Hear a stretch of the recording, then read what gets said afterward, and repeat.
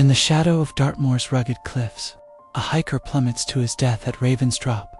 Was it an accident or cold-blooded murder? Enter Miss Jane Marple, a sharp-witted spinster from St. Mary Mead, unraveling a web of secrets among four suspects: a cunning business partner, a grieving sister, a debt-ridden guide, and a mysterious stranger with a hidden photograph. As motives of greed, betrayal, and fear emerge, one truth stands clear: someone pushed Harold Grayson, and Miss Marple's keen mind will expose the killer before the moors claim another secret. Chapter 1. The Telegram Inn, the quiet village of St. Mary Mead, where the days unfolded with the gentle predictability of a well-tended garden. Miss Jane Marple sat in her drawing room, bathed in the soft glow of a late summer morning. The room was a study in understated elegance. Chintz curtains framed the windows, their floral patterns catching the sunlight in delicate pinks and greens, while a mahogany table held a silver tea tray, its surface gleaming from Dolly Bantry's last visit. Miss Marple's knitting needles moved with rhythmic precision, shaping a pale pink shawl that draped across her lap like a whisper of spring.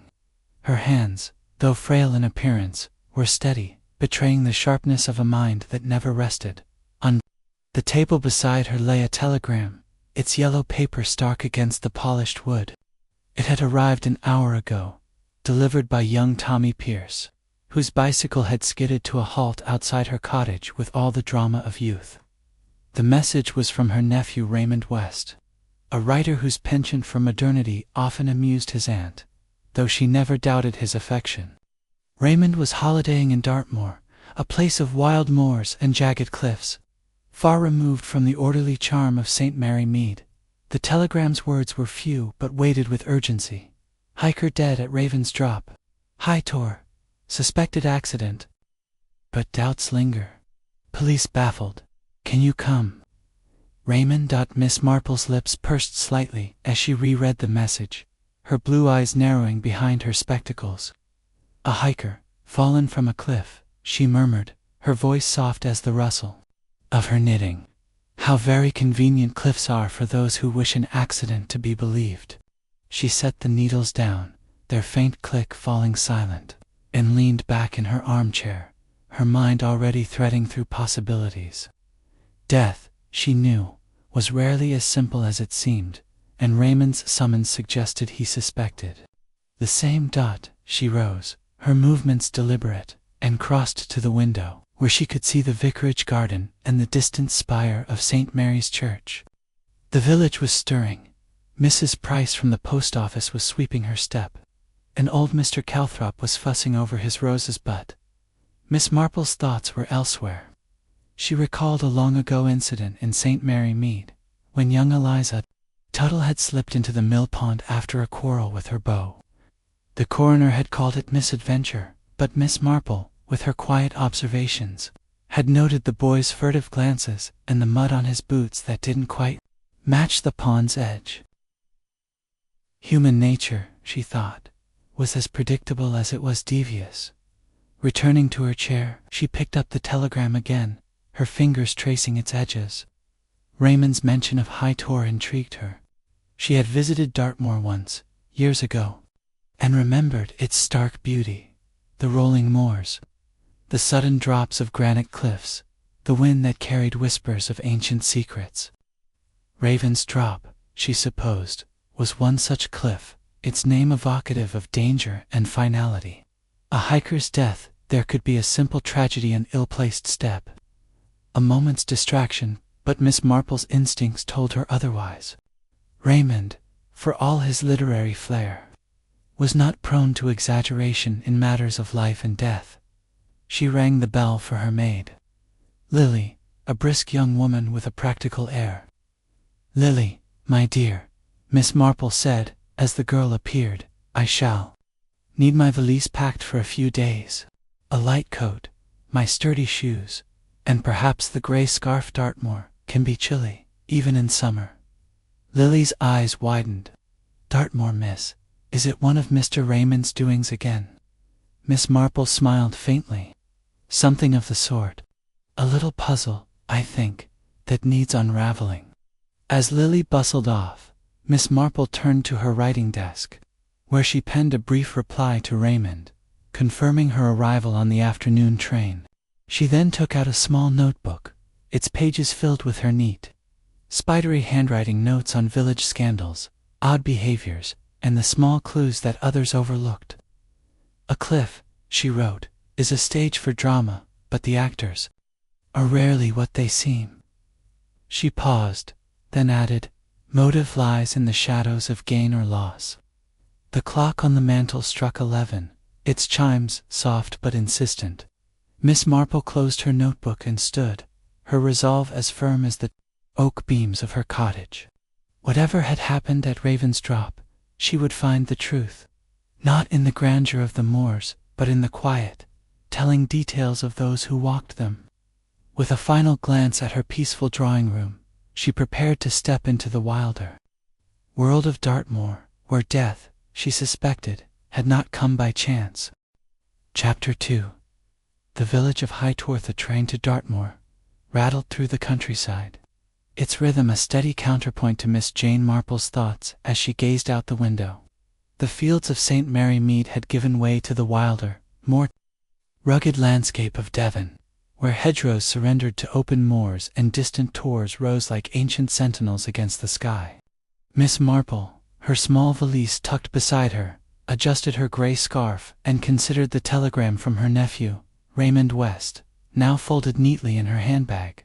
The death of Harold Grayson at Raven's Drop was, on the surface, a tragic accident, but the urgency in Raymond's words suggested otherwise. Miss Marple's mind, sharp as the knitting needles in her lap, was already sifting through possibilities, each as delicate and dangerous as a spider's web. The station at High Tor was little more than a platform edged with weathered stone, its sign creaking in the wind that swept down from the hills.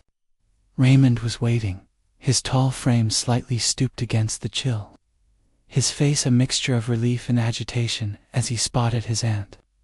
"Aunt Jane," he called, hurrying forward to take her valise, "you've no idea how glad I am you're here. This business is, well, it's a mess." His dark eyes, usually bright with literary enthusiasm, were clouded with unease. Miss Marple smiled, her expression serene, but her gaze keen. "My dear Raymond, you've always had a flair for the dramatic, but I suspect this time it's warranted. Tell me everything as we go." They set off toward the village, Raymond's long strides slowing to match his aunt's measured pace. The path wound through a scattering of stone cottages, their slate roofs glistening with the damp of a recent shower. High Tor was a place of stark beauty, its narrow streets framed by granite walls and the ever-present moors looming beyond. The air carried the scent of heather and wet earth, and Miss Marple noted the villagers' curious glances, quick, furtive looks that betrayed a community unsettled by recent events. "It's Harold Grayson," Raymond began, his voice low. "A London businessman, well-to-do, fond of hiking. He came here for a weekend on the moors, joined a small group led by a local guide. Sunday morning, they found him at the base of Raven's Drop, a cliff about a mile from here. The police say he fell, but there's talk, whispers, really, that it wasn't an accident." Miss Marple's eyes flickered with interest. "Whispers, Raymond? From whom?" "The locals," he replied, glancing toward a group of men outside a butcher's shop, their heads bent together. "They don't say much outright, but you can feel it in the air. The innkeeper, Mrs. Tuttle, mentioned Grayson had been arguing with someone the night before. And then there's the group he was with, 4 of them, all with their own stories about where they were when he fell." Miss Marple nodded, her mind conjuring an image of St. Mary Mead's own gossip circles, where a raised eyebrow or a paused sentence could reveal more than a dozen confessions. "And the police, what do they make of it?" "They're stumped," Raymond said, leading her toward a sturdy graystone building with a sign reading Black Boar Inn. "Inspector Craddock's in charge, a decent sort, sharp enough, but he's got no evidence of foul play. The coroner's leaning toward misadventure, but Craddock's not convinced. That's why I wired you. The Black Boar Inn was a solid, unpretentious establishment. Its low ceilings and dark beams giving it a cozy, if slightly oppressive air. The tap room was busy, with locals nursing pints and casting sidelong glances at the newcomers. Mrs. Tuttle, a stout woman with a brisk manner and sharp gray eyes, greeted them at the counter. "Miss Marple, is it?"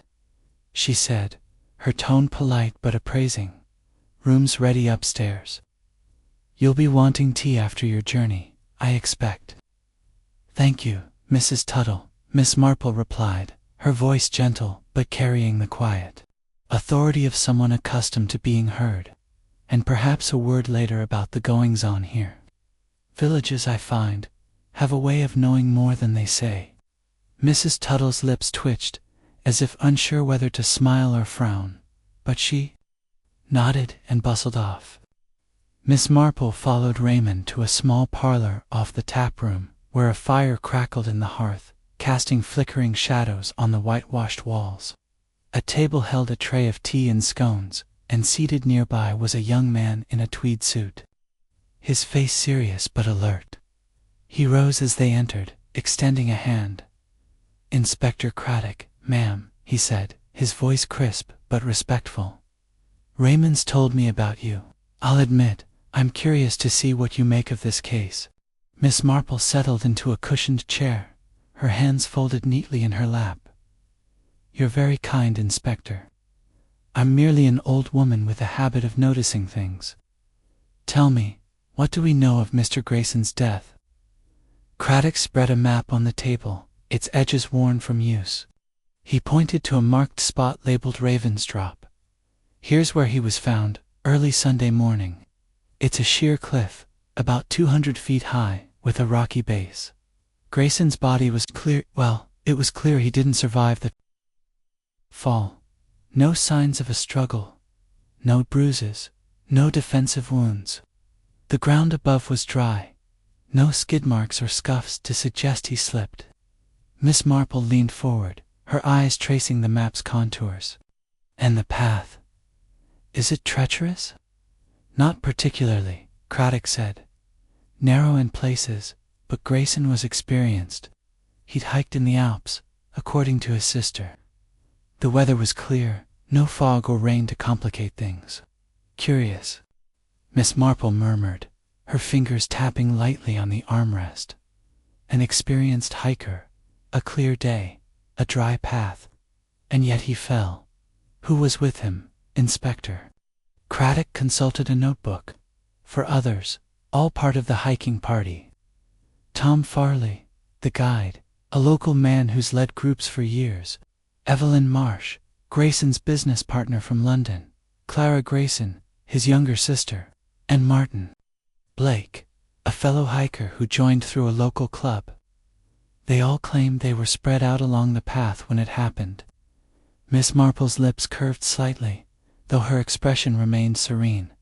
"Spread out, you say? How convenient.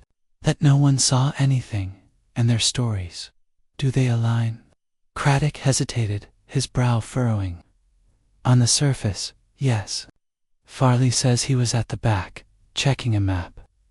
Miss Marsh was with Grayson but stopped to adjust her boot.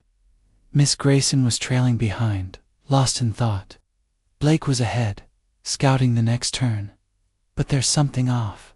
I can't put my finger on it." Miss Marple nodded, her mind already cataloging the details. "People's stories are like patchwork quilts, Inspector. They seem whole until you look closely and see the stitches don't quite match. Might I meet these four? They're staying at the inn," Craddock said. "I've asked them to gather this evening. They're shaken, of course, but cooperative." For now, Raymond, who had been listening quietly, spoke up. "Aunt Jane, there's something else. The locals are cagey. Mrs. Tuttle mentioned Grayson was at the tap room the night before, talking loudly with someone couldn't hear who. She said he seemed agitated, not his usual self." Miss Marple's eyes gleamed. "Agitation, Raymond, is often a sign of secrets coming to the surface. We shall see what this evening reveals." The parlor door opened, and Mrs. Tuttle entered with a fresh pot of tea. As she poured, Miss Marple observed her closely, the quick, practiced movements, the slight tightening of her mouth when Raymond mentioned Grayson's name. "Mrs. Tuttle," Miss Marple said gently, "you must see all sorts in an inn like this. Did Mr. Grayson strike you as a man with troubles?" Mrs. Tuttle set the teapot down with a small clink. "He was pleasant enough," she said carefully. "Polite, paid his bill promptly. But that last night, he was different. Raised his voice, he did, though I couldn't catch the words. Whoever he was with leapt quick through the back door." Miss Marple tilted her head. "The back door, not the front." "No, miss," Mrs. Tuttle said, her eyes narrowing slightly. "Thought it odd, myself." As Mrs. Tuttle left, Miss Marple sipped her tea, her mind turning over this new piece of information. A back door suggested secrecy, a desire to avoid notice. She thought of Mrs. Price's cousin in St. Mary Mead, who had slipped out the back. Of the Blue Boar after a clandestine meeting with a married man. Such small details, she knew, could unravel the tightest of lies. The evening gathering was held in the inn's private dining room, a long low-ceilinged space with heavy oak furniture, and a fire that did little to dispel the chill of suspicion in the air. Miss Marple sat near the hearth, her knitting resumed as a quiet prop, allowing her to blend into the background. Raymond and Craddock stood by the door, the latter's notebook at the ready. The four suspects entered one by one, each carrying the weight of scrutiny in their posture. Tom Farley was the first, a wiry man in his 40s with a face carved by wind and sun. His boots were scuffed, his tweed cap clutched in calloused hands. He nodded curtly to Craddock, his eyes flicking to Miss Marple with a mix of curiosity and wariness. "I've told you all I know," he said, his Devon accent thick. "I was at the back, checking my map. Never saw Harold go over." Evelyn Marsh followed, her tailored jacket and neatly pinned hair suggesting a woman who valued control. Her face was pale but composed, her green eyes meeting Miss Marple's with a faint challenge. "I was with Harold for most of the walk," she said, her voice clear and precise. "I stopped to tie my bootlace, and when I looked up, he was gone." Clara Grayson entered next, her slight frame swathed in a dark shawl. Her eyes were red-rimmed, her hands twisting a damp handkerchief. "I was behind," she whispered, her voice trembling. "I didn't see anything, oh Harold," she trailed off, her gaze fixed on the floor. Martin Blake was the last. A broad-shouldered man with a ruddy complexion and restless hands. He wore a hiking jacket, its pockets bulging slightly, and his expression was guarded. "I was ahead," he said gruffly. "Scouting the path. Didn't know anything was wrong until Clara screamed." Miss Marple's needles clicked softly, a steady rhythm that belied the intensity of her observation. She noted Farley's defensive posture, the way Evelyn's fingers tightened briefly on her purse, Clara's almost theatrical grief, and Blake's avoidance of eye contact. Each, she thought, was playing a part, but which was the villain's role? Craddock cleared his throat. "Thank you for coming. We're trying to establish a clear picture of what happened. Miss Marple here has a reputation for seeing things. Others miss. Anything you'd like to add to your statements?" The room was silent, save for the crackle of the fire. Farley shifted his weight, Evelyn's lips pressed into a thin line, Clara sniffled, and Blake stared at the floor. Miss Marple's eyes moved from one to the other, her mind weaving their stories into a pattern. "It's curious," she said. At last, her voice soft but carrying. "For people, all so close to Mr. Grayson, yet none saw him fall. In my village, when someone is out of sight, it's often because they choose to be." The suspects exchanged glances, some uneasy, others defiant. Miss Marple resumed her knitting, her face serene but her thoughts racing. The map, the bootlace, the scream, the back door were threads in a tapestry that was not yet complete. She thought of Mrs. Bantry's gardener, who had once claimed to be weeding the far beds when a theft occurred in the house, only for Miss Marple to notice his boots were free of soil. Alibis, she knew, were only as strong as their weakest detail. As the group dispersed, Miss Marple turned to Craddock. "Inspector, might we visit Raven's Drop tomorrow? I find a place often speaks louder than its people." Craddock nodded, impressed by her quiet authority. "First thing in the morning, ma'am." Raymond escorted her to her room, a small but comfortable chamber with a view of the moors. As he bid her good night, he hesitated. "Aunt Jane, do you think it was murder?" Miss Marple's eyes twinkled in the lamplight. "My dear Raymond, I think nothing yet. But I shall watch, and I shall listen. The truth, you see, is like a shy creature, it hides until you stop chasing it." Alone in her room, she opened her notebook and wrote, "Raven's Drop. A cliff, a fall, 4 stories. Someone stood too close, or not close enough. Motive lies in what was gained or lost." She closed the book, her mind already mapping the next day's inquiries, as the wind howled outside, carrying the secrets of High Tor into the night. Chapter 3. The suspects gathered the Black Boar. Inn's private dining room was steeped in the heavy silence of anticipation as Miss Jane Marple settled into a high-backed chair by the fire. The room, with its dark oak paneling and a single chandelier casting a muted glow, seemed to absorb the tension of the moment, its walls bearing witness to countless village secrets. Outside, the wind battered High Tor, rattling the leaded windows and lending a restless edge to the evening. Miss Marple's knitting lay in her lap, the pale pink shawl a soft contrast to the gravity of the occasion. Her needle still for now as her sharp eyes took in the scene.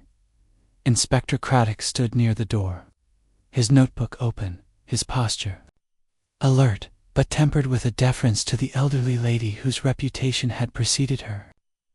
Raymond West hovered nearby, his rider's curiosity evident in the way he watched the 4 figures who entered one by one, each carrying the weight of scrutiny like a cloak.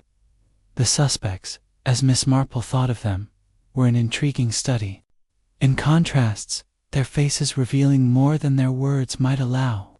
She had seen such gatherings before, tea parties in St. Mary Mead, where polite smiles masked envy or deceit, but here, in the shadow of Raven's Drop, the stakes were far higher. Tom Farley, the guide, was the first to arrive.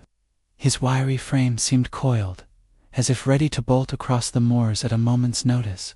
His face, weathered by years of wind and sun, was set in a scowl, though his eyes darted toward Miss Marple with a flicker of unease. He wore a faded tweed jacket, its elbows patched, and his hands gripped the back of a chair as if anchoring himself. "I've said my piece," he muttered to Craddock, his Devon accent thick with defiance. "Don't see why we're dragged here again." Evelyn Marsh followed her entrance as composed as a stage actress stepping into the spotlight. Her tailored navy coat and neatly pinned auburn hair spoke of a woman who thrived on order, yet there was a brittleness in her posture, a tightness around her mouth that suggested strain. She nodded curtly to Craddock, her green eyes sweeping the room before settling briefly on Miss Marple, as if assessing a rival. "I hope this won't take long," she said, her voice clipped but polite. "I've a business to manage, even in grief." Clara Grayson entered next, her steps hesitant, her slight figure almost swallowed by a heavy black shawl. Her face was pale, her eyes shadowed with what might have been sorrow or exhaustion, and she clutched a crumpled handkerchief as if it were a lifeline. She avoided looking at the others, her gaze fixed on the fire, and when she spoke, her voice was barely above a whisper. "I just want to know what happened to Harold," she said, a tremor in her words. "He was all I had." Martin Blake was the last, his broad shoulders filling the doorway as he hesitated before stepping inside. His hiking boots left faint traces of mud on the polished floor, and his jacket, bulky with pockets, seemed out of place in the formal setting. His ruddy face was guarded, his eyes avoiding direct contact as he muttered a greeting. "Didn't know Harold well," he said, unprompted, his voice gruff. "Just here for the hike. Bad luck, that's all." Miss Marple observed them all. Her expression serene, but her mind as sharp as a needle threading through fabric. She noted the way Farley's fingers tightened on the chair, Evelyn's calculated calm, Clara's trembling hands, and Blake's restless shifting. Each, she thought, was a character in a play, their lines rehearsed, but their motives hidden in the subtext. She had seen such performances before Mrs. Elwood in St. Mary Mead, who had wept so convincingly at her husband's funeral, only for Miss Marple to notice the pristine gloves that betrayed no trace of the gardening she claimed to have been doing when he died. Craddock cleared his throat, drawing the room's attention. "Thank you for coming," he said, his tone professional, but firm. "We're here to clarify a few points about Mr. Grayson's death. Miss Marple, who's kindly agreed to assist, has a way of seeing things we might overlook. Let's go over your accounts again. Mr. Farley, you first." Farley's scowl deepened, but he complied, his voice rough. "Like I told you, I was guiding the group up the path to Ravensdrop. It's a tricky stretch, but Harold knew his way around hills. I dropped back to check my map. There's a fork up there, and I wanted to be sure we didn't stray. Next thing, I hear Clara scream, and we find him at the bottom." Miss Marple tilted her head, her eyes gentle but probing. "And you heard nothing before the scream, Mr. Farley? No cry, no sound of a fall?" Farley's jaw tightened, and he hesitated a fraction of a second, but Miss Marple noted it. "Wind was up," he said. "Muffles things. I was too far back to hear much." Evelyn Marsh spoke next, her voice steady as she folded her hands in her lap. "Harold and I were walking together, discussing business. The path was narrow, so we were close. I stopped to adjust my bootlace, was loosened when I looked up he was gone. I thought he'd gone ahead, but then Clara screamed, and we realized." She paused, her lips pressing together. "It was awful, Miss Marple." Needles moved briefly, a soft click breaking the silence. "Your bootlace, Miss Marsh," she said mildly. "A small thing, but it kept you behind him. Were you alone when you stopped?" Evelyn's eyes flickered, but her composure held. "Clara was nearby, I think, and Martin was ahead. It all happened so quickly." Clara's voice broke in, quivering. "I was at the back," she said, her handkerchief twisting in her hands. "I wasn't paying attention, thinking about home, about Harold. He'd been so kind, promising to look after me. I didn't see anything until I looked over the edge and saw him." Her voice cracked, and she buried her face in her hands. Blake shifted uncomfortably, his hands thrust into his pockets. "I was up front," he said, his tone brusque. "Scouting the path, like I said. Didn't hear or see nothing until Clara's scream. Ran back and saw the others at the cliff's edge." Miss Marple's eyes lingered on him, noting the faint flush on his cheeks, the way his fingers fidgeted inside his pockets. "You're a photographer, Mr. Blake," she said, her voice as gentle as a summer breeze. "Did you take any pictures that day? The moors are so striking, I imagine you couldn't resist." Blake's shoulders stiffened, and he glanced at Craddock before answering. "A few," he said. "Just landscapes. Nothing to do with this. Might we see them?" Miss Marple asked, her tone unchanged but her gaze steady. Blake hesitated, then shrugged. "They're in my room. I'll fetch them later." Craddock made a note, his expression unreadable. "Anything else anyone wants to add? Even a small detail might help." The room fell silent again. The fires crackled the only sound. Miss Marple's needles resumed their rhythm, her face a mask of quiet contemplation. She thought of a tea party in St. Mary Mead, where Miss Lavinia Price had sworn she'd been in the kitchen when her sister's brooch went missing, only for Miss Marple to notice the faint scent of lavender on her hands, a scent that clung only to the drawing room's cushions. Small inconsistencies, she knew, were the cracks through which truth often slipped. "Miss Marple," Craddock said, breaking her reverie, "any thoughts?" She smiled, her eyes twinkling with a deceptive mildness. "Only that it's curious, Inspector, how everyone was so perfectly placed to see nothing. In my experience, when people are out of sight, it's often by design. But we shall see." Evelyn's lips tightened, Farley's scowl deepened, Clara's handkerchief trembled, and Blake's hands stilled in his pockets. Miss Marple noted each reaction, filing them away like patterns in her knitting. The group dispersed, their footsteps heavy on the oak floor, and Craddock turned to Miss Marple. "What do you make of them?" he asked quietly. "They're all telling stories," she replied, her voice soft but certain.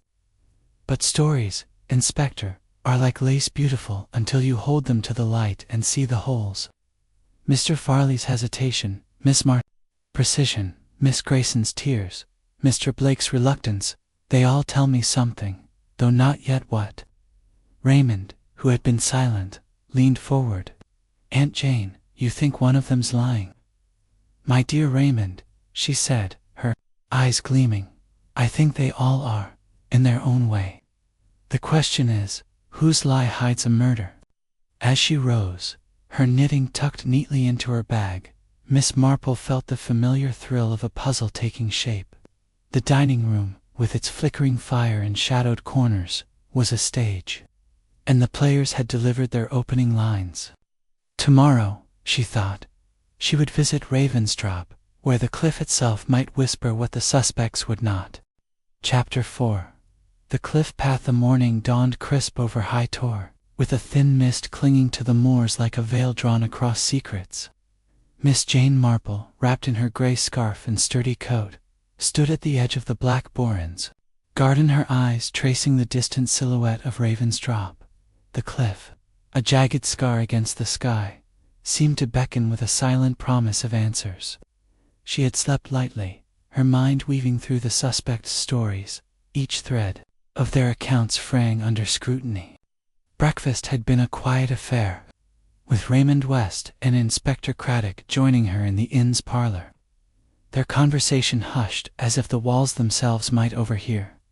"We'll head to the cliff now, Miss Marple," Craddock said, folding his map with a practiced hand. "It's about a mile's walk, not too strenuous, but the path narrows near the top. I hope you're up for it." Miss Marple's lips curved into a faint smile, her eyes bright despite the early hour. "My dear Inspector, I may be old, but I've walked the lanes of St. Mary Mead for years. A moorland path holds no terrors for me."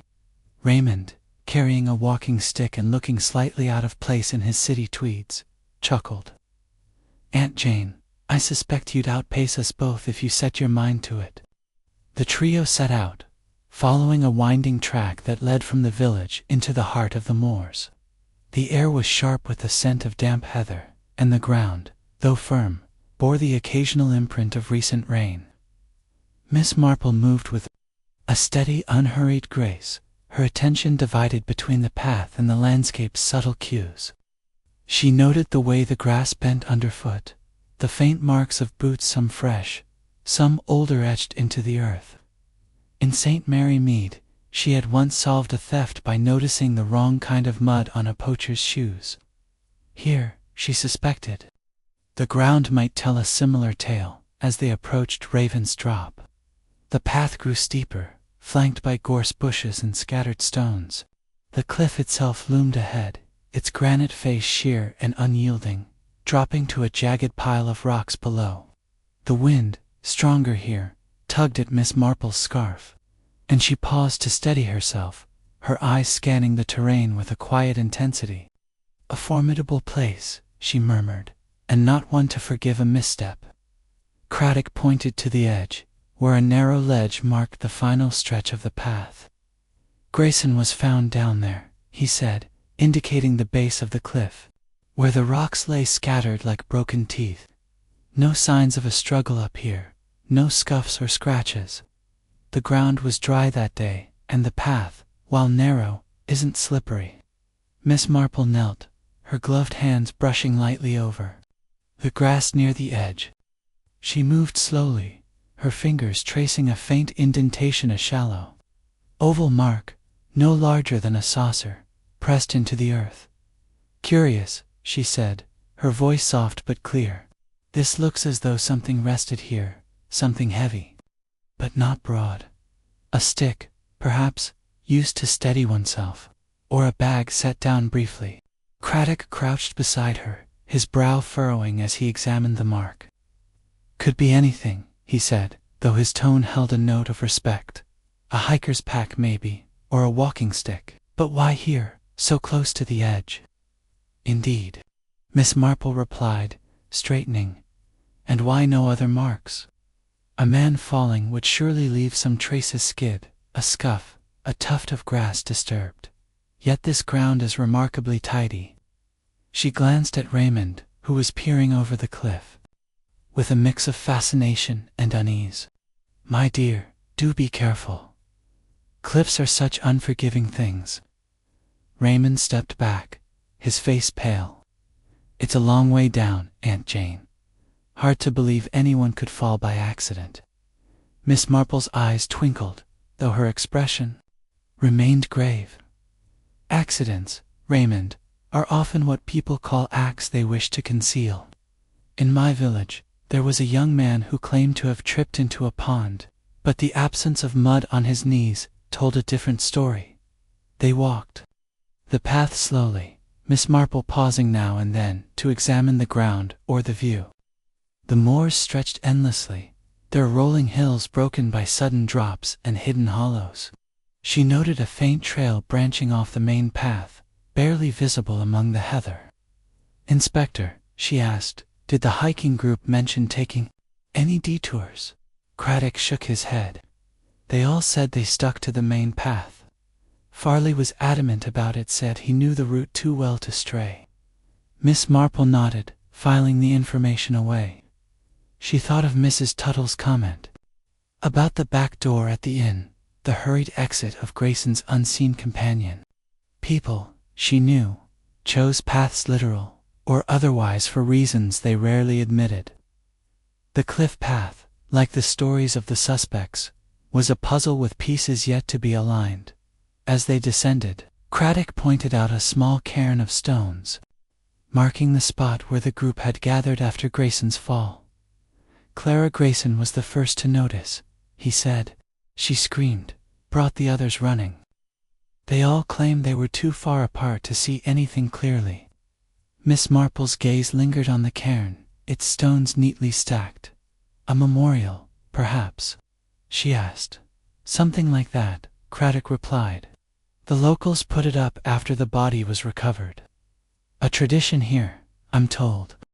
She nodded, her mind turning to a similar custom in St. Mary Mead, where a cross had been placed at the site of a cart accident, though the villagers whispered it was no accident at all. "Traditions are comforting," she said softly, "but they can also hide truths. Tell me, Inspector, what do we know of Mr. Grayson's life, his habits, his connections?" Craddock consulted his notebook as they walked back toward the village. Harold Grayson, 42, unmarried, owner of Grayson and Marsh Imports, a London firm dealing in antiques. Successful, by all accounts, with a big deal in the works, Egyptian artifacts, I believe. His sister, Clara, is a school teacher, dependent on him financially. Evelyn Marsh, his business partner, stands to gain control of the company now he's gone. Martin Blake, the other hiker, seems to have no connection beyond joining the trip through a hiking club. Miss Marple's lips pursed slightly. "No connection, Inspector. I find that unlikely. People rarely cross paths by chance, especially in a place like High Tor and Mr. Farley." "What of him?"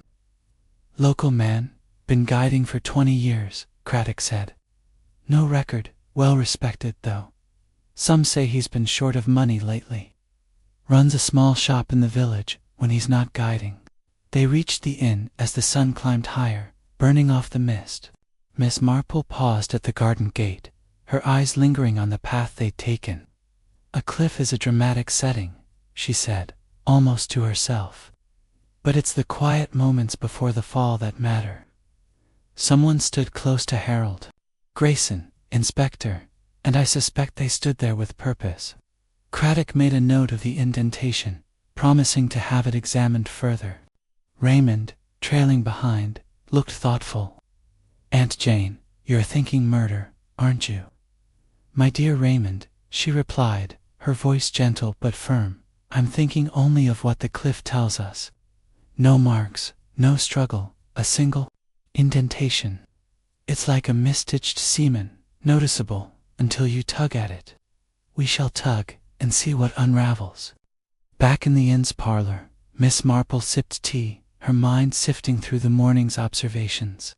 The cliff path, pristine and unyielding, was a silent witness, but its silence spoke volumes. She thought of Evelyn Marsh's pristine boots, Clara's trembling grief, Blake's guarded photographs, and Farley's hesitation. Each was a thread, and somewhere among them was the knot that tied Harold Grayson's death to a deliberate act. As she opened her notebook and wrote, indentation at Raven's dropstick or bag. No skid marks. Motive in gain or fear, she felt. The familiar stir of a puzzle taking shape, its pieces scattered but within reach. Chapter 5. The business venture. The afternoon sun filtered through the leaded windows of the Black Boar Inn's parlor, casting a lattice of light across the polished oak table where Miss Jane Marple sat, her tea cooling untouched. Her knitting lay folded in her lap, a prop set aside for now as her mind wove through the morning's discoveries at Ravensdrop. The faint indentation by the cliff's edge lingered in her thoughts, a silent clue that whispered of intent rather than accident. She had seen such subtleties before Mrs. Hartley's garden in St. Mary Mead, where a single broken twig had betrayed a thief's path through the rose bushes. Here, in High Tor, the stakes were higher, and the threads of motive were beginning to take shape. Raymond West joined her, his notebook filled with scribbled observations, his writer's imagination clearly stirred by the case. Aunt Jane, he said, settling into a chair opposite her. I've been digging into Harold Grayson's affairs, as you suggested. It's quite a tangle. I thought you'd want to hear it before we meet the suspects again. Miss Marple eyes twinkled, though her expression remained composed. My dear Raymond, you've always had a knack for uncovering stories. Tell me, what did you find? Raymond leaned forward, his voice low to avoid the ears of Mrs. Tuttle, who bustled nearby with a tray of scones. Harold Grayson and Evelyn Marsh ran a company together, Grayson and Marsh Imports, based in London. They specialized in rare antiques, mostly from the Middle East and North Africa. Word is, they were on the cusp of a major deal, something about a collection of Egyptian artifacts, statuettes, amulets, that sort of thing. It was set to bring in a fortune, enough to put their firm on the map. Miss Marple's fingers brushed the edge of her teacup, her gaze distant but sharp. A fortune, you say? And with Mr. Grayson gone, who benefits? That's the thing, Raymond replied, flipping a page in his notebook. Evelyn Marsh inherits Harold's share of the business. They had a partnership agreement, standard stuff, but it means she gets full control now. The deal's still in play, and she stands to gain everything. There's talk in London that she was pushing to expand the firm, while Harold wanted to sell his stake and retire early. They clashed over it, apparently. Miss Marple nodded slowly, her mind conjuring an image of Miss Clara Finch in St. Mary Mead, who had quarreled with her brother over a shared shop until a mysterious fire settled the matter in her favor. A business dispute, she murmured. So often a polite mask for greed or desperation. And Miss Grayson, the sister. What of her? Clara's a school teacher in a small village near London, Raymond said. Modest income, no real wealth. Harold was her main support, paid her rent, helped with expenses.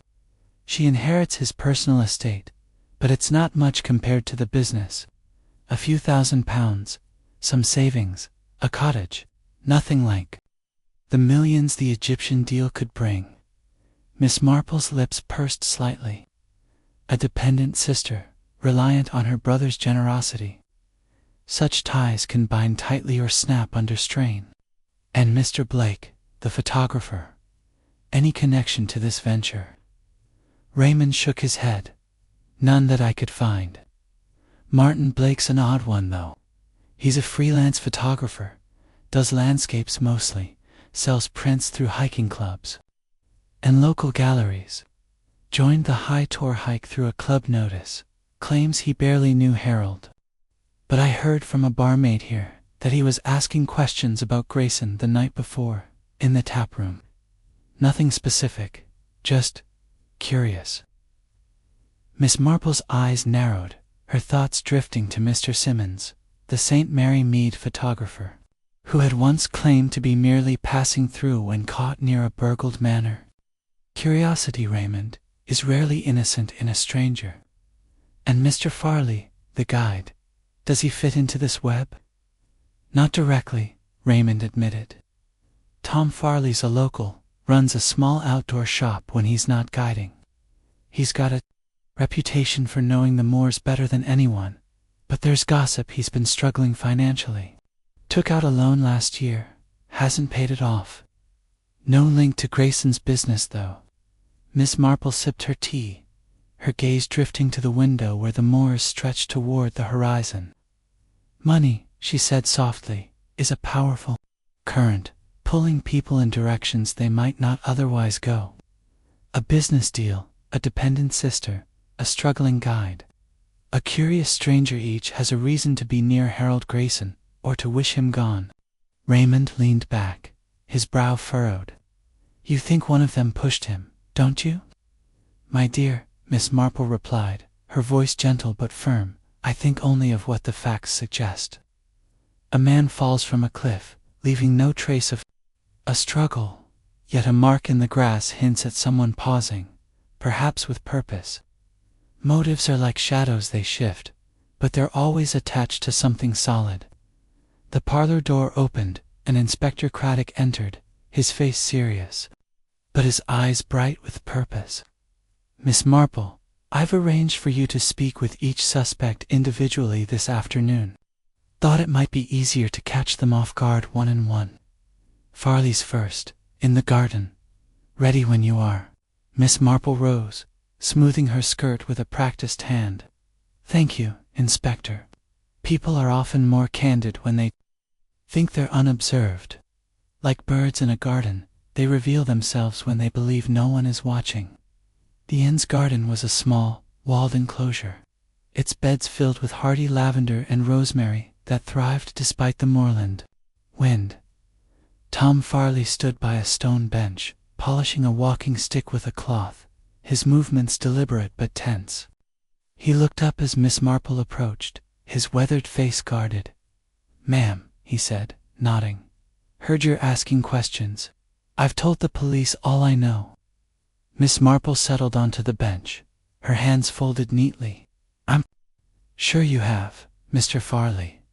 But sometimes a fresh ear hears what others miss. You were behind the group, checking a map, I believe. Aye, he said, his eyes fixed on the stick. Path forks up there, and I didn't want us taking the wrong turn. Been guiding 20 years, never lost a soul before. Harold was steady, knew his way around hills. Don't see how he slipped. Miss Marple's gaze softened, but her question was precise. And you heard nothing before Miss Grayson's scream? No shout, no sound of falling. Farley's hand paused, the cloth still against the wood. Wind was strong, he said, his voice gruff, carries sounds away. I was too far to hear much. She nodded, noting the slight tremor in his fingers, the way his eyes avoided hers. A map, you say. You must carry it often, guiding as you do. Was it a new one, or well-worn? Farley blinked, caught off guard. Old, he said. No. it by heart, but I check it to be sure." Miss Marple smiled, her expression as gentle as a summer breeze. "Of course. One can never be too careful." She rose, leaving Farley to his polishing, her mind cataloguing his hesitation, the faint crack in his otherwise steady demeanor. Back in the parlor, she made a note in her small book: Farley hesitant, evasive on sounds, map an excuse, financial strain a motive. The afternoon promised more conversations, each a chance to tug at the threads of this tangled affair. Harold Grayson's business venture, she suspected, was the loom on which this tragedy was woven, and she would unravel it, stitch by careful stitch. Chapter 6. The Guide's Tale. The garden of the Black Boar Inn was bathed in the soft golden light of late afternoon, its stone walls casting long shadows across the lavender beds. Miss Jane Marple lingered by the bench where she had spoken with Tom Farley earlier, her gray scarf draped loosely over her shoulders as she considered the guide's words. His hesitation, the brief flicker of unease in his eyes, had been as telling as any confession, though far from conclusive. She had seen such signs before. Mr. Tuttle in St. Mary Mead, who had stammered over his whereabouts during a church fete theft, only for a misplaced button to betray his presence at the scene. Here, in High Tor, the clues were subtler, but Miss Marple's mind was attuned to their whispers. She returned to the inn's parlor, where the fire had been stoked against the creeping chill of the Dartmoor evening. Inspector Craddock was waiting, his notebook open, his expression one of cautious anticipation. "Any luck with Farley?" he asked, offering her a chair. Miss Marple settled gracefully, her hands folding over her knitting bag. "Luck, Inspector, is less reliable than observation," she said, her voice gentle but precise. "Mr. Farley is a man accustomed to the moors, yet his account lacks the clarity one might expect from such experience. We shall see what the others reveal." Craddock nodded, making a note. "I've arranged for you to speak with Evelyn Marsh next. She's in the library, said she'd prefer a quieter setting. Raymond's keeping an eye on the others in the tap room." Miss Marple's eyes twinkled. "Very wise, Inspector. People are often more forthcoming when they feel at ease, though ease can be its own kind of trap." The library was a small, book-lined room at the back of the inn, its shelves filled with well-worn volumes on local history and moorland lore. A single lamp cast a warm glow over a mahogany table, where Evelyn Marsh sat, her posture erect, her hands clasped tightly before her. Her tailored jacket was immaculate, her auburn hair pinned with precision, but Miss Marple noted the faint lines of tension around her eyes, the way her fingers twitched as if resisting the urge to fidget. "Good afternoon, Miss Marsh," Miss Marple said, taking a seat opposite. "I do hope I'm not interrupting your work. I understand you have a business to manage, even in such trying times." Evelyn's smile was polite, but guarded, a practiced gesture. "It's no interruption, Miss Marple. I want to help in any way I can. Harold's death was a terrible shock." Miss Marple inclined her head, her expression one of sympathetic concern. "Of course. You were close to him, I gather, as his business partner. You were walking together that day, were you not?" "Yes," Evelyn replied, her voice steady but measured. "We were discussing the firm, nothing serious, just plans for the future. The path was narrow, so we were side by side. I stopped to adjust my bootlace, and when I looked up, he was gone. I assumed he'd gone ahead, but then Clara screamed, and her voice faltered, though her eyes remained dry. Miss Marple's gaze softened, but her question was pointed. "Your bootlace, Miss Marsh, a small thing, but it placed you behind him at a critical moment. Did you notice anyone else nearby?" Evelyn's fingers tightened briefly. "Clara was somewhere behind us, I think. Martin was ahead, scouting the path. Tom was further back, with his map. It all happened so quickly, I didn't see anything out of the ordinary." Miss Marple nodded, her hands resting lightly on her bag. And your business, Grayson and Marsh Imports, it's quite successful, I hear. A significant deal was in the works, was it not? Evelyn's eyes flickered, a momentary shadow crossing her face. Yes, a collection of Egyptian artifacts. It was to be our biggest venture yet. Harold was cautious about it, but I believe it will secure the firm's future. Cautious, Miss Marple repeated softly, as if tasting the word. I suppose partners often differ in their visions. In my village, there was a pair who ran a bakery together. One wished to expand, the other to retire. Their disagreements were quite spirited until one met with an unfortunate accident. Evelyn's smile tightened, but she held Miss Marple's gaze. Harold and I had our differences, but we were professionals. His death benefits no one, least of all the business. Miss Marple's needles appeared, clicking softly as she began a new row. Of course, she said, her tone as gentle as a summer breeze. Yet it's curious how death can shift the balance of things, businesses, families, secrets. She paused, her eyes meeting Evelyn's. You didn't happen to see Mr. Grayson the night before, in the tap room, did you? There was talk of an argument. Evelyn's composure held, but her fingers stilled. I was in my room, preparing for the hike, she said. I heard nothing about an argument. Miss Marple nodded, her needles moving steadily. Thank you, Miss Marsh, you've been most helpful. As Evelyn left, her steps brisk but controlled, Miss Marple made a note in her small book. Evelyn Marsh, precise, guarded. Bootlace story convenient. Denies taproom argument. Business gain. She thought of Mrs. Elwood in St. Mary Mead, whose calm denial of a quarrel with her husband had been undone by a neighbor's glimpse of raised voices through a window. Evelyn's poise, Miss Marple suspected, was a carefully stitched facade. Craddock entered, his expression curious. Anything from Miss Marsh? She is a woman who chooses her words with care, Miss Marple replied, closing her notebook. But care can conceal as much as it reveals. I should like to speak with Clara Grayson next, if she's willing. Clara was waiting in the parlor, her slight figure hunched in a chair by the fire. Her black shawl seemed to swallow her, and her hands twisted her handkerchief with a nervous energy that Miss Marple found both poignant and telling. Miss Grayson, she began, settling opposite, I'm so sorry for your loss. Your brother must have been a great comfort to you. Clara's eyes welled up, and she nodded, her voice barely audible. Harold was everything to me. Our parents died when I was young, and he looked after me always. I can't believe he's gone. Miss Marple's tone was gentle, almost maternal. It must be so hard, my dear.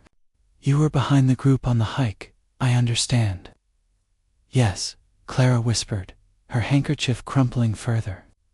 I was thinking about home, about how happy Harold seemed. I didn't see anything until I looked over the edge and saw him, down there. Her voice broke, and she pressed the handkerchief to her face. Miss Marple leaned forward slightly. And before that moment, did you hear anything? A cry, perhaps, or voices? Clara shook her head, her eyes fixed on the fire. Nothing. The wind was so loud, and I was lost in my thoughts. Miss Marple's needles paused, her gaze soft but searching. You and your brother were close, I'm told. Did he ever speak of his plans for the business? A sale, perhaps, or a new venture? Clara's hand stilled, and for a moment her tearful demeanor seemed to falter. He mentioned the Egyptian deal, she said slowly. He wasn't sure about it, thought it risky. But he never said anything about selling. He wouldn't, not without telling me. Miss Marple nodded, her mind noting the slight shift in Clara's tone, the way her eyes darted away. Of course, she said. Family ties are so strong. In my village, a sister once kept her brother's secrets even when they cost her dearly. Loyalty can be a heavy burden. Clara's lips trembled, but she said nothing more. Miss Marple rose, patting her hand gently. "Thank you, my dear. Try to rest." As Clara left, Miss Marple added to her notebook, "Clara Grayson grief seems genuine, but hesitant on business talk. Hiding something. Dependent on Harold." She thought of Miss Lavinia Price, whose tears for her sister had masked a deeper resentment over shared inheritance. Clara's sorrow, she suspected, might conceal a similar complexity. Craddock returned, his brow furrowed. "Miss Marple, you're building quite a picture. Blake's next, but he's been cagey about those photographs. Says he'll bring them tomorrow." Miss Marple's eyes gleamed. "Patience, Inspector. The truth is like a shy bird, it perches when you least expect it. Mr. Blake's reluctance is a clue in itself." As she sipped her tea, the fire crackling softly, Miss Marple felt the puzzle tightening. Farley's evasion, Evelyn's control. Clara's tears itch was a stitch in a pattern that pointed to Raven's drop, where a man had fallen and a secret had been buried. She would unravel it, she knew, by following the threads of human nature, as predictable and perilous as the moors themselves. Chapter 7. The partners poised the Black Boar Inn's library. With its scent of aged leather and polished wood, was a haven of quiet in the bustling heart of High Tor. Miss Jane Marple sat in a high-backed chair, the lamplight casting a soft halo around her as she awaited Evelyn Marsh for a second, more private conversation. Her knitting lay untouched in its bag, for her hands were still, her mind wholly engaged with the threads of suspicion that had begun to form a pattern. The afternoon's talks with Tom Farley and Clara Grayson had yielded subtle inconsistencies, glances, a carefully chosen word that reminded her of Mrs. Clement's parlor in St. Mary Mead, where a misplaced teacup had once unraveled a tale of betrayal. Here in this moorland village, the stakes were higher, and Miss Marple's senses were as sharp as the wind that howled beyond the inn's walls. Evelyn Marsh entered with the measured grace of a woman accustomed to commanding a room. Her navy coat was buttoned precisely, her auburn hair pinned without a strand out of place, but Miss Marple noted the faint strain in her posture, the way her hands clasped her purse a fraction too tightly.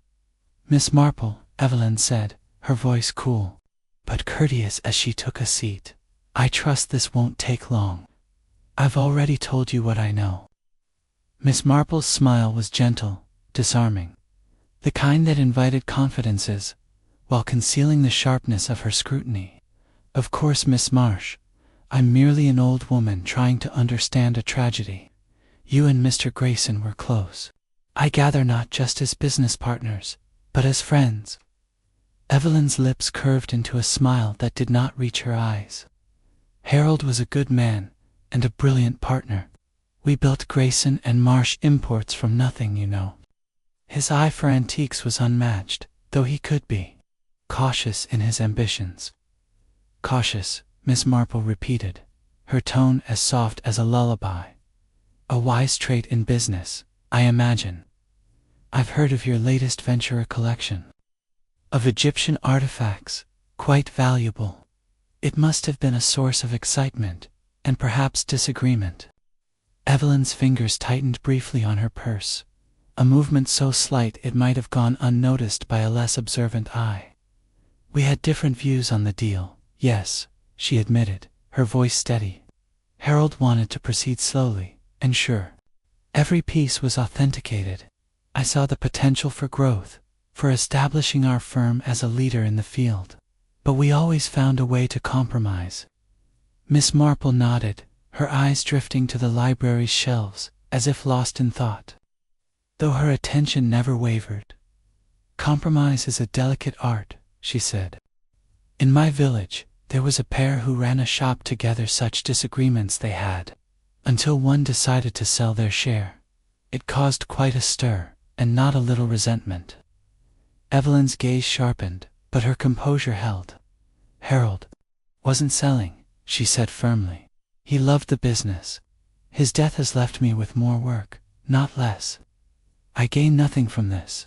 Miss Marple's hands moved to her knitting bag, retrieving the pale pink shawl as her needles began their familiar rhythm. "Gain is a curious thing," she mused. Sometimes it's not money, but control, or freedom from a partner's caution. You were with him on the path, I believe, until you stopped to tie your bootlace. Yes, Evelyn said, her tone clipped. As I told you, I stopped briefly, and when I looked up, he was gone. Clara's scream came moments later. Miss Marple's needles paused, her eyes meeting Evelyn's with a deceptive mildness. Your boots, Miss Marsh, must be very well kept. I noticed them yesterday spotless, despite the moorland paths. Tying a lace on such terrain usually leaves a mark, does it not? Evelyn's smile faltered, a crack in her polished facade. I'm careful, she said, recovering quickly. I brushed them clean after the hike. One doesn't walk into an inn looking like a tramp. Of course, Miss Marple said, her voice as soothing as a balm. Attention to detail is so important in your line of work, I imagine. And the night before the hike, in the taproom you happened to see Mr. Grayson there. There was talk of an argument, someone leaving by the back door. Evelyn's expression hardened, her green eyes narrowing. I was in my room, preparing for the hike. I know nothing about any argument. Whoever told you that must be mistaken. Miss Marple nodded, her needles clicking softly. Mistakes do happen, she said. In my village, a woman once swore she was asleep when her husband left the house, but the scent of her perfume on the stairs told a different tale. She paused, her gaze gentle but unrelenting. Thank you, Miss Marsh. You've been most patient. Evelyn rose, her movements brisk, and left the library with a nod that bordered on curt. Miss Marple watched her go, her mind cataloguing the exchange, the tightened grip, the faltering smile, the swift denial. She opened her small notebook and wrote, Evelyn Marsh controlled, but rattled by bootlace question. Denies taproom incident. Control of business, a motive. She thought of Mrs. Bantry's cousin, whose impeccable manners had masked a ruthless ambition, revealed only when a forged letter surfaced. Evelyn's poise, Miss Marple suspected, was a similar shield. Inspector Craddock entered, his face a mixture of curiosity and respect. You've a way of unsettling people, Miss Marple, he said, taking a seat. Miss Marsh looked like she'd swallowed a lemon. Anything useful? Miss Marple's eyes twinkled, though her expression remained serene. Usefulness, Inspector, lies in the gaps between what people say and what they do. Miss Marsh is a woman who guards her words as carefully as her appearance, but her boots tell a different story. We shall see what Miss Grayson reveals next. Clara Grayson was already in the parlor when Miss Marple returned, her slight figure curled into a chair by the fire, her black shawl draped like a mourner's veil. Her eyes were red-rimmed, her handkerchief a sodden knot in her hands. Miss Marple settled opposite, her manner as comforting as a warm hearth. My dear Miss Grayson, she began, I know this is difficult, but might we talk a little more about your brother? Clara nodded, her voice trembling. Anything to help. Harold was so good to me. I still can't believe he's gone. You were close, I understand, Miss Marple said, her tone gentle. He supported you, looked after you. Did he ever speak of his plans for the business? A sale, perhaps, or a new direction? Clara's hands stilled, her eyes darting to the fire. He mentioned the Egyptian deal, she said slowly. He was worried about it, said it was risky, too much money tied up, but he never talked about selling. He loved the business, even if he and Evelyn didn't always agree. Miss Marple's needles resumed their rhythm, a soft counterpoint to the crackling fire. Disagreements can strain even the closest ties, she said. In my village, a brother and sister once fell out over an inheritance, and the sisters' tears hid a deeper resentment. You were behind the group on the path, I believe. Yes, Clara whispered. I was thinking, not watching. I didn't see anything until I looked over the edge and saw him. Her voice broke, and she pressed the handkerchief to her face. Miss Marple leaned forward, her voice soft but probing. And no sounds, my dear, no cry, no voices before your scream. Clara shook her head, her eyes fixed on the flames. The wind was so loud. I didn't hear anything. Miss Marple noted the tremor in her voice, the way her hands clutched the handkerchief like a shield. Thank you, Miss Grayson, she said, patting her arm. You've been very brave. As Clara left, Miss Marple added to her notebook, Clara. Grayson tears abundant, but evasive on business. Knows more than she says. She thought of Miss Lavinia Price, whose grief for her sister had masked a calculated theft. Clara's sorrow, she suspected, might conceal a similar truth. Craddock reappeared, his notebook in hand. Blake's next, but he's still stalling on those photographs. Says he'll have them by morning.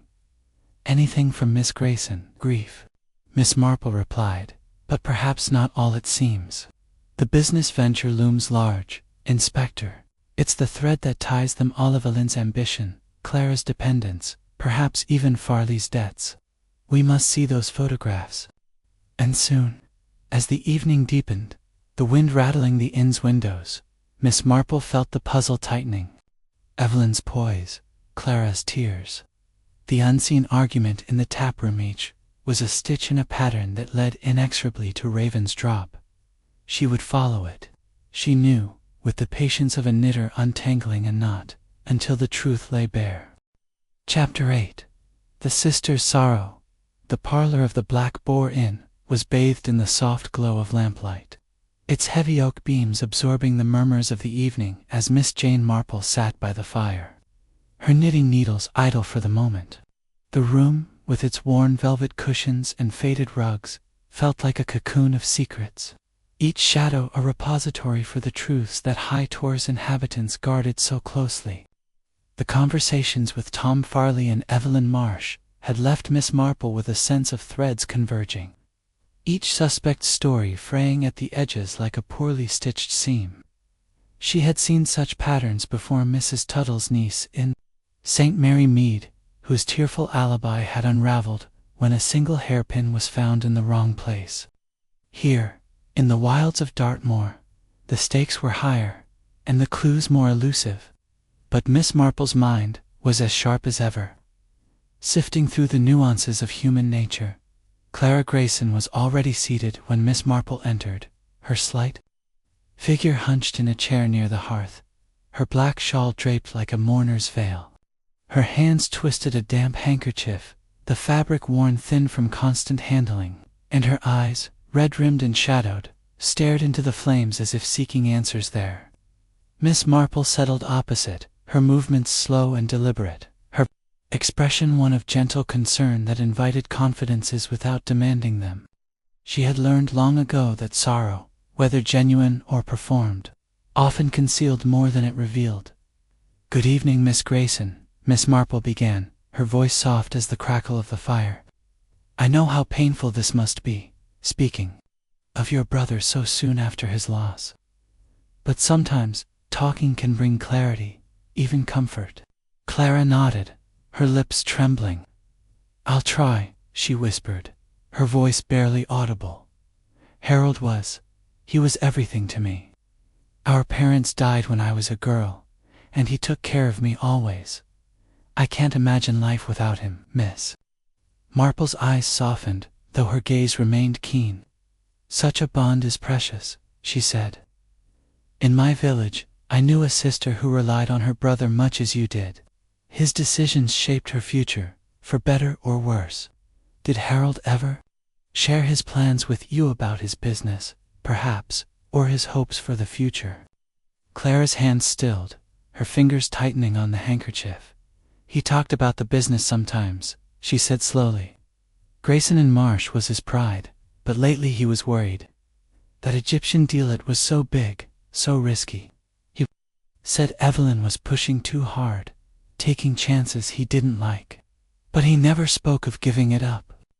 Miss Marple tilted her head, her needles appearing almost by instinct, their soft click a counterpoint to the fire's murmur. "Worried," she repeated, as if weighing the word. It must have been a heavy burden, carrying such concerns. Did he mention any plans to change things, perhaps to step back, or even sell his share? Clara's eyes darted to Miss Marple, then back to the fire. A flicker of something, fear perhaps, or caution crossing her face. No, she said, her voice sharper than before. He loved the business, he wouldn't sell, he promised. To look after me, always.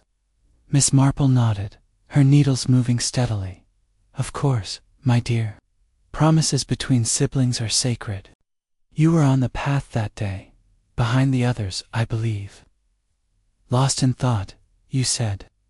Yes, Clara replied, her voice dropping to a whisper. I was thinking of home, of how happy Harold seemed that morning. He was laughing, talking about the moors. I didn't notice anything until I looked over the edge and saw. She choked, pressing the handkerchief to her mouth, her shoulders shaking. Miss Marple leaned forward, her tone as gentle as a mother's. It must have been dreadful, she said. And before that moment, you heard nothing. No voices, no cry from your brother. Clara shook her head, her eyes fixed on the flames. The wind was so loud, she said. It drowned everything out. I didn't hear a thing until I saw him. Down there. Miss Marple's gaze lingered on Clara's hands, noting the way the handkerchief was twisted almost to tearing. The wind can be so cruel, she said softly. In my village, there was a young woman who claimed she heard nothing when her friend fell into a stream, but the absence of mud on her shoes told a different story. Small details, Miss Grayson, can be so telling. Clara's head snapped up, her eyes wide with a flash of panic that vanished as quickly as it came. I don't know what you mean, she said, her voice trembling. I was at the back. I didn't see or hear anything. Miss Marple smiled, her expression as warm as the firelight. Of course, my dear, grief can cloud the memory. And the night before, at the inn, did you see Harold in the taproom, perhaps speaking with someone? Clara's fingers tightened, the handkerchief nearly slipping from her grasp. I was in my room, she said quickly.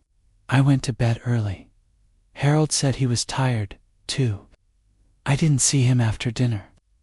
Miss Marple's needles paused, her eyes meeting Clara's with a quiet intensity. How thoughtful of him to let you know, she said. Family ties are so comforting, aren't they? Like a shawl, they wrap us up, but sometimes they hide what's underneath.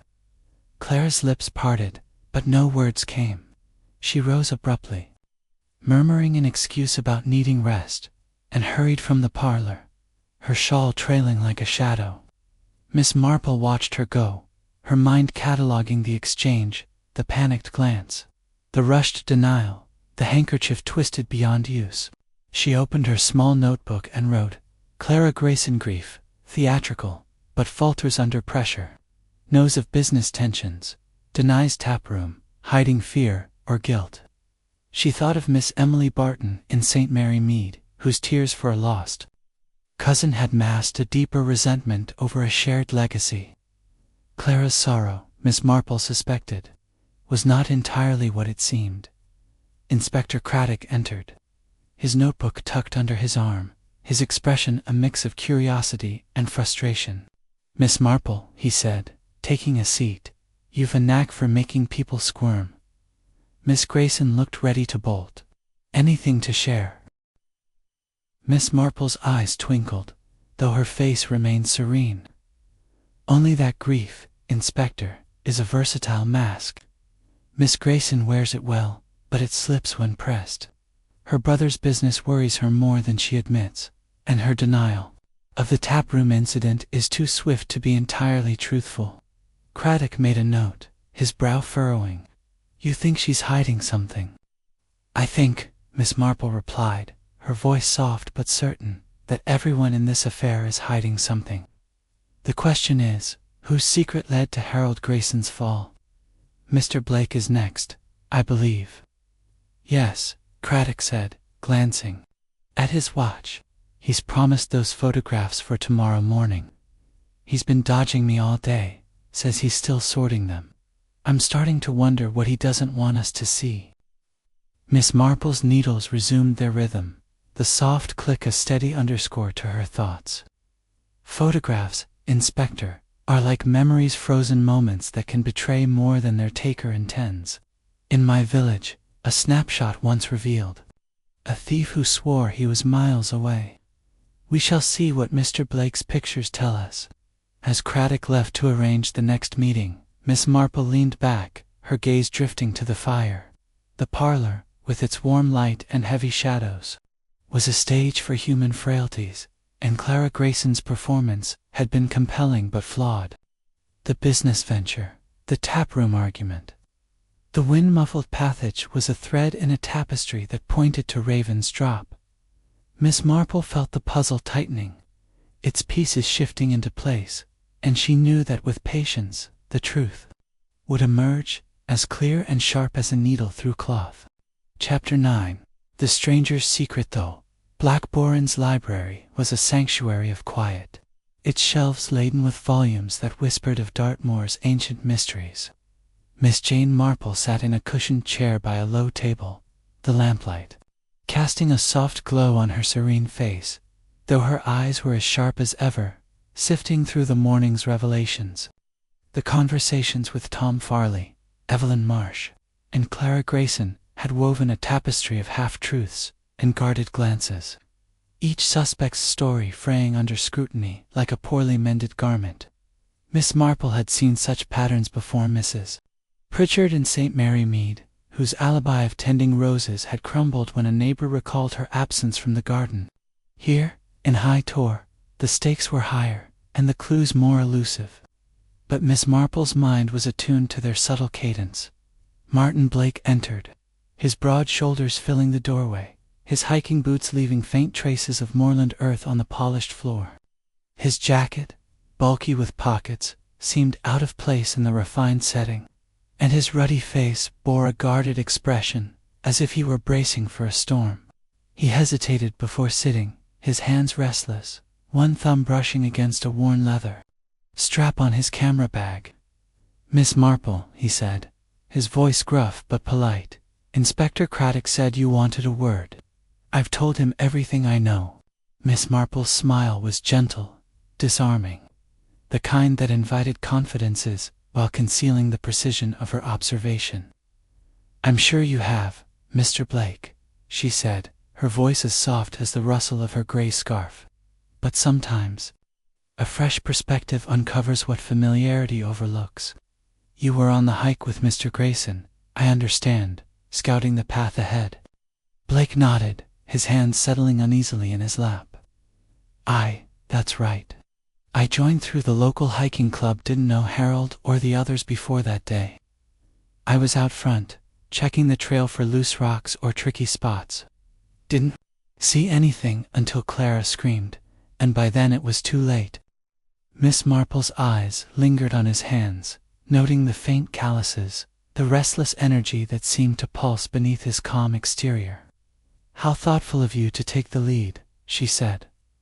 "The moors can be treacherous, I'm told. You're a photographer, I believe. The landscapes here must be a temptation for your lens." Blake's jaw tightened, a flicker of wariness crossing his face. "I take pictures, yes," he said. "Mostly for myself, sometimes for galleries. Got a few shots that day, but nothing special, just the moors, the cliffs."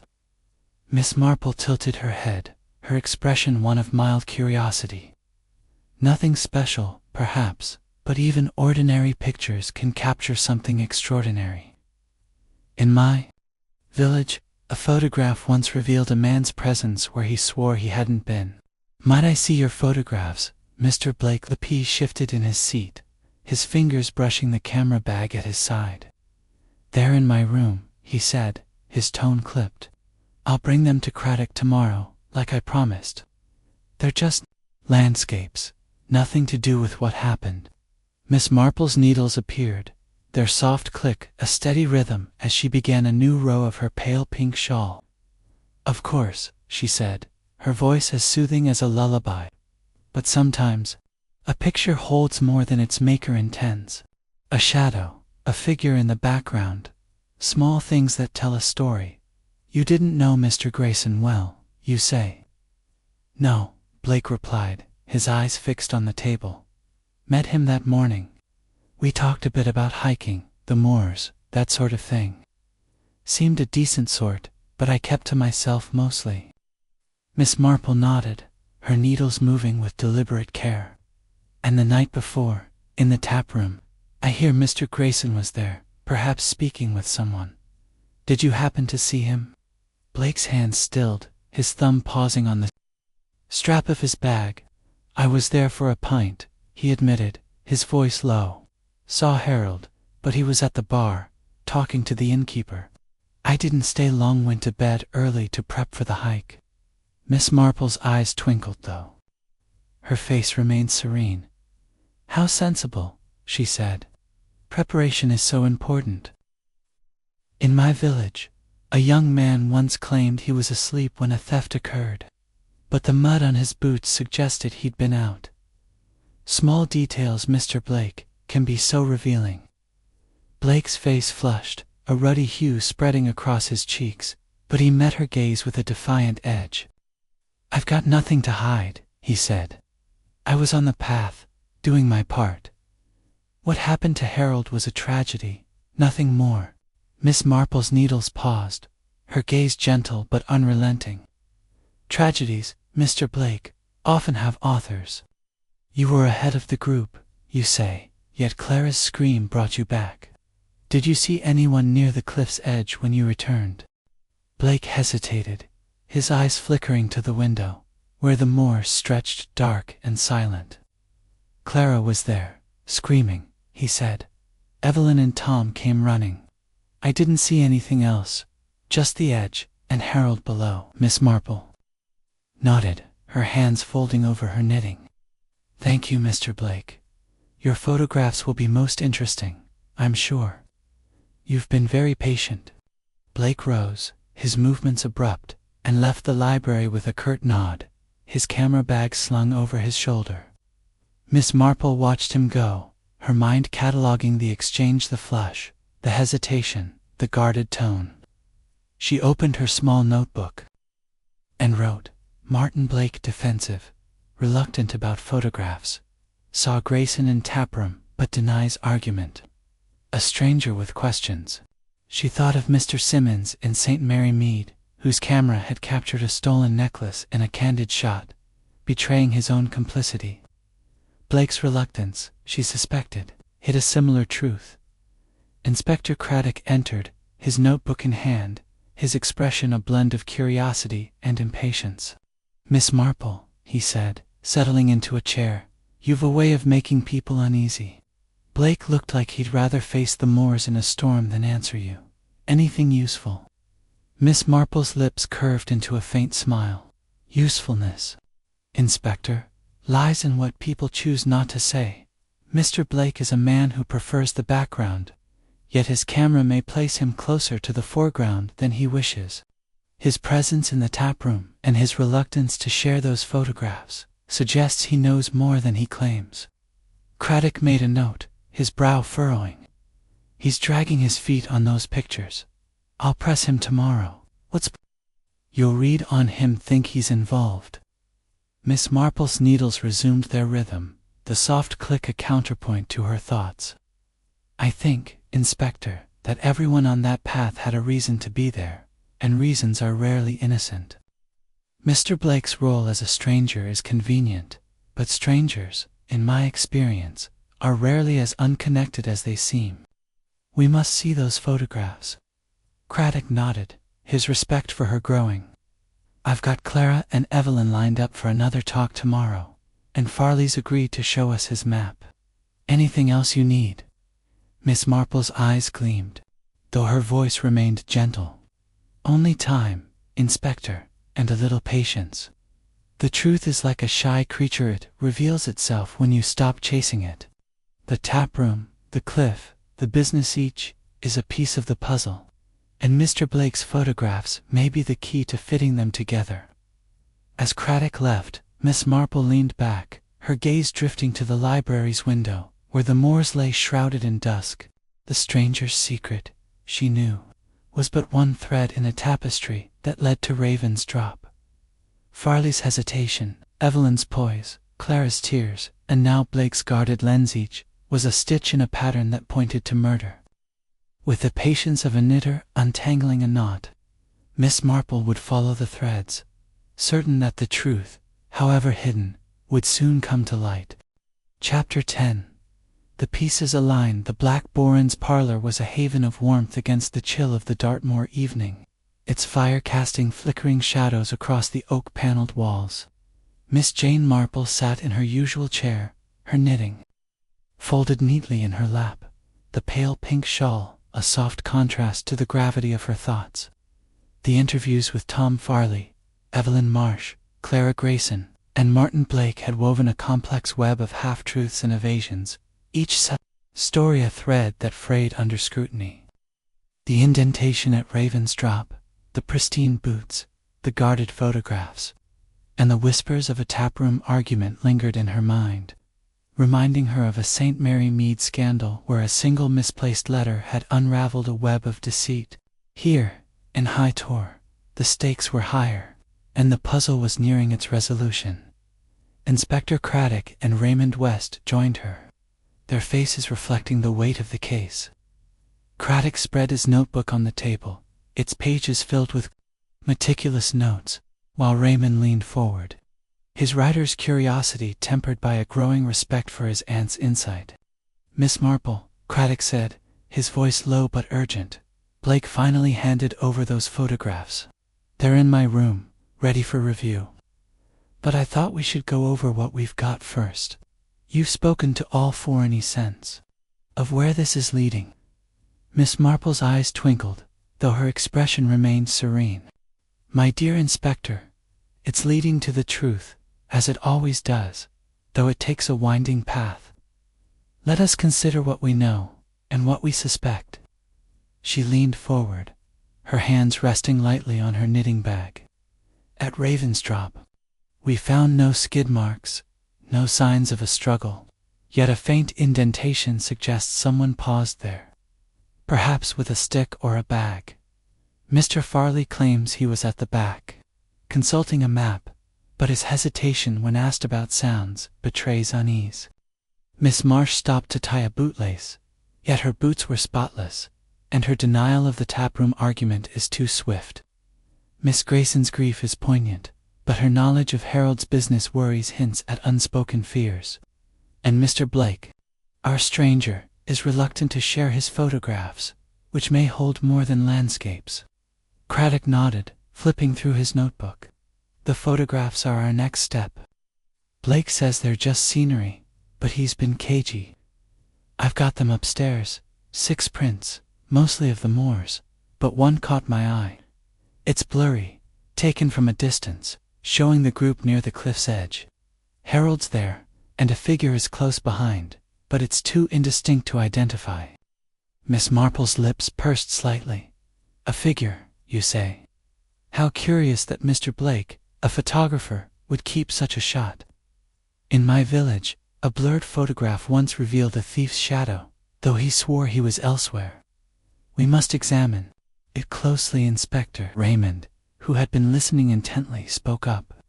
"Aunt Jane, you think one of them pushed Harold, don't you? The business deal seems the key. Evelyn gains the most, but Clara's dependence, Farley's debts, even Blake's curiosity, they all have motives."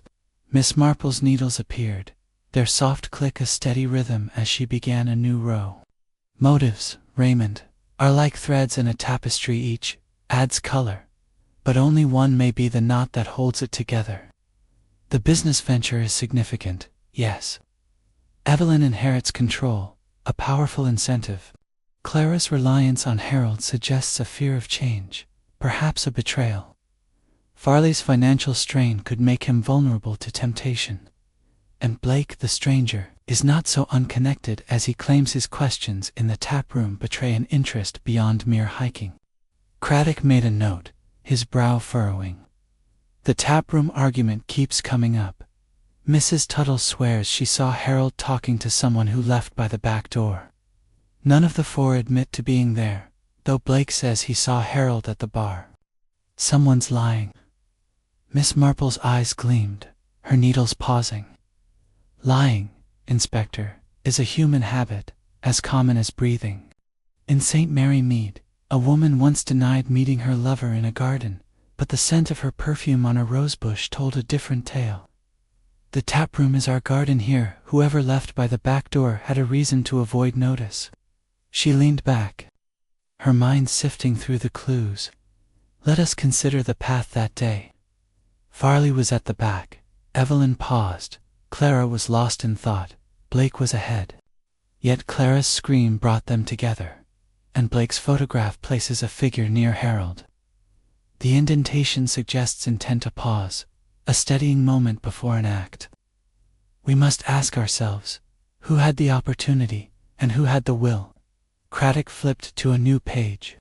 Evelyn's got the strongest motive control of Grayson and Marsh imports, especially with that Egyptian deal. Clara inherits Harold's personal estate, but it's modest compared to the business. Farley's debts might push him to act for a price, but we've no evidence he was paid. Blake's the odd one out, no clear gain, unless he's hiding something. Miss Marple nodded, her gaze drifting to the fire. Opportunity, Inspector, is a narrow window. Evelyn's bootlace story places her behind Harold, but her clean boots suggest no such pause. Clara's grief is vivid, but her evasions hint at knowledge she fears to share. Farley's map is a convenient excuse, but his hesitation betrays a secret. And Blake's photograph, why keep a blurry image unless it holds something he cannot erase? Raymond leaned forward, his eyes bright. Aunt Jane, you're saying they're all hiding something, but one of them acted. How do we narrow it down? Miss Marple's needles resumed their rhythm, the soft click a counterpoint to her thoughts. By looking at what they fear to reveal, my dear. In my village, a man once swore he was polishing his car when a crime occurred, but the absence of polish on his hands betrayed him. Here we have a photograph, a clean pair of boots, a twisted handkerchief, a hesitated pause. Each is a clue, and together they will point to the truth. Craddock stood, his expression resolute. I'll fetch the photographs now. We can go over them together. If that figure is identifiable, it could crack this wide open.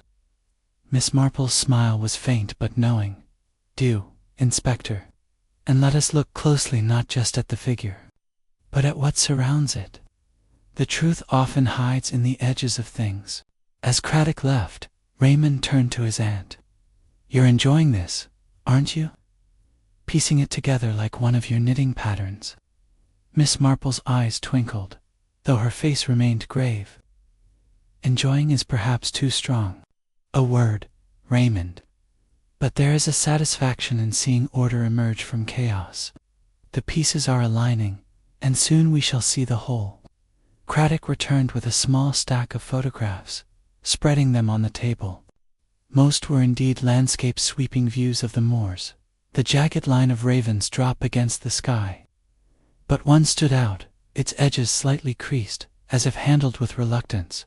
It showed the hiking group from a distance, Harold Grayson's figure clear near the cliff's edge, his posture relaxed, unaware.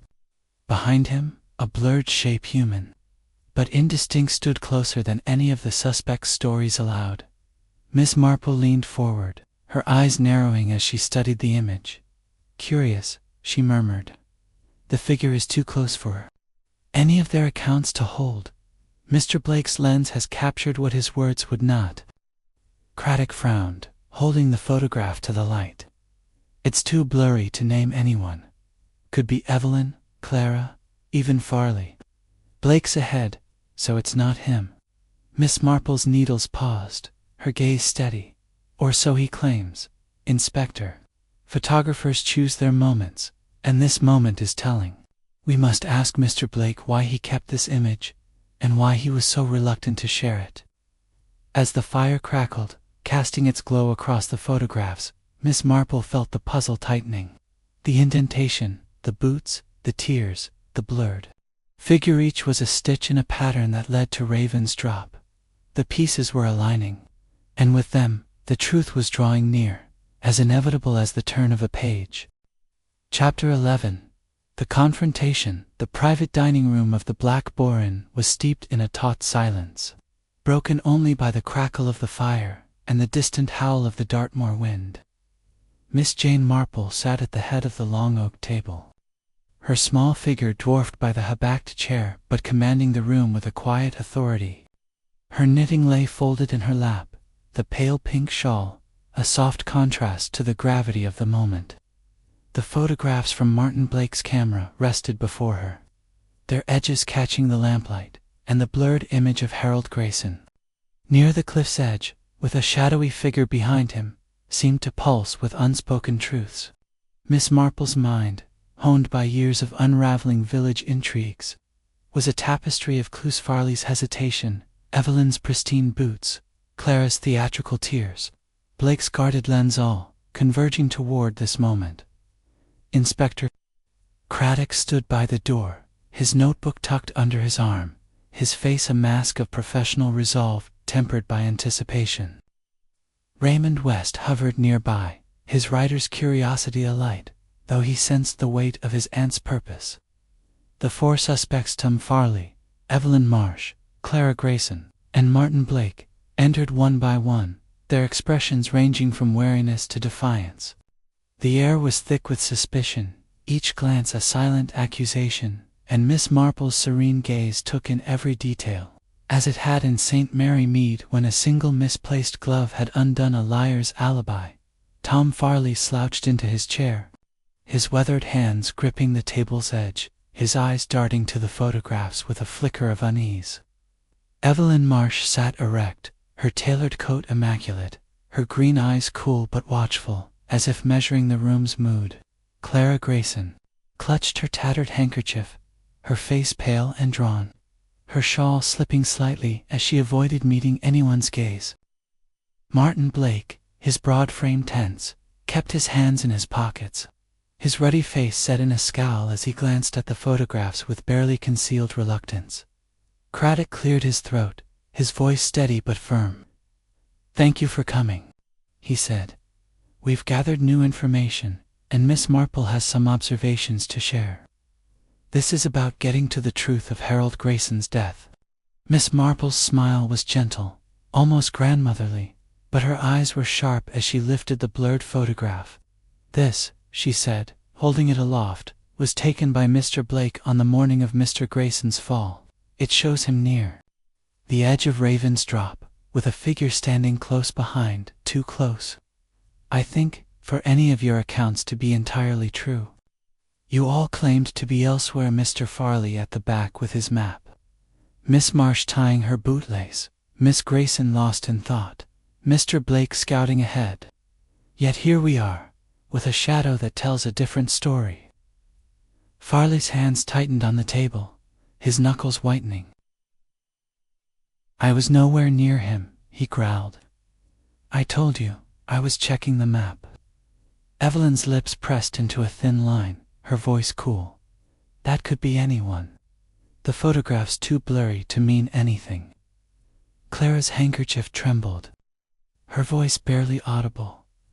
"I didn't see anything. I was too far back." Blake shifted, his eyes fixed on the photograph. "I took that from a distance," he said gruffly. "Don't know who that is. Could have been a trick of the light." Miss Marple's needles appeared, their soft click a steady rhythm as she set the photograph down. "A trick of the light, perhaps," she said, her voice as gentle as a summer breeze. "But light can be revealing. In my village, a shadow in a window once betrayed a thief who swore he was asleep. This figure, whoever it is, was close to Mr. Grayson at a critical moment. And then there is the indentation by the cliff's edge, a mark, perhaps of a stick, used to steady oneself before an act." Her gaze turned to Evelyn, her eyes gentle but unrelenting. "Miss Marsh, you stopped to tie your bootlace, you said. A small thing, but your boots were spotless when you returned to the inn, with no trace of the moorland dust one might expect from such a task. It suggests you did not pause as you claimed, but we're perhaps closer to Mr. Grayson than you've admitted. Evelyn's face paled, her composure cracking like thin ice. That's absurd, she said, her voice sharp. I brushed my boots clean. I told you, I was behind him, but not near the edge. Miss Marple nodded, her needles moving. Steadily, of course. Cleanliness is a virtue. But let us consider the business. Grayson and Marsh imports. A significant deal was at hand. Egyptian artifacts. A fortune in the making. Mr. Grayson was cautious, perhaps too cautious for your ambitions. Miss Marsh, his death leaves you in control, does it not? Evelyn's eyes flashed, but she held her ground. I worked for years to build that firm. Harold's caution was holding us back, but I didn't need him dead to move forward. This is speculation, nothing more. Miss Marple's gaze shifted to Clara, her tone softening. Miss Grayson, your grief for your brother is touching, but it falters when we speak of his business. He supported you, promised to care for you, yet he was considering a sale, wasn't he? A sale that might have left you with less than you expected, especially if he changed his will to favor Miss Marsh. Clara gasped, her handkerchief falling to the table. No, she cried, her voice breaking. Harold would never do that. He promised me, he promised. Miss Marple's eyes softened, though her question was precise. Promises, my dear, can be broken by circumstance. You were behind the group, lost in thought, yet your scream brought them running. Did you see something you haven't told us? Clara's hands shook, her eyes darting to the others. I saw nothing, she whispered. I only saw him, down there. Miss Marple's needles paused, her gaze turning to Farley. Mr. Farley, your map was a convenient reason to lag behind. But your hesitation when asked about sounds suggests you heard more than you've admitted. A man of your experience would notice a cry, even in the wind, would he not?